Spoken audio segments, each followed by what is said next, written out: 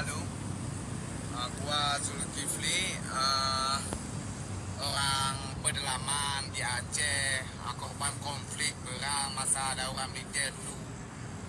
Gua mau jadi presiden Nusantara. Alasannya karena dari Indonesia ini merdeka pertama sampai hari ini selalu presidennya orang Jawa. Nah, jadi kami orang Sumatera jadi penonton gitu. Lepas tu masalah yang timbul, Indonesia di tangan orang Jawa ini nggak maju-maju. Nah, dari dulu sampai sekarang banyak utang. Nah, jadi kasihlah ke kami sekali-sekala gitu memimpin Indonesia. Janganlah orang Jawa selalu. Kalau memang orang Jawa nggak mampu, ya menyerah aja, bilang aja memang kalian nggak bisa. Gitu. Gua malu kalau bangsa-bangsa lain anggap Indonesia ini bangsa babu. Gua malu.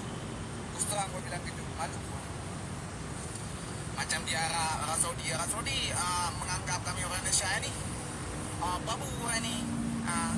Kalau di Malaysia pun panggil Indon gitu, dia anggap hina kali kita. Gua nggak mau gitu, karena gua nasab saya ini, gua nasab Sultan Nusantara ini. Jadi kalau gua dianggap babu gitu kan memalukan gitu.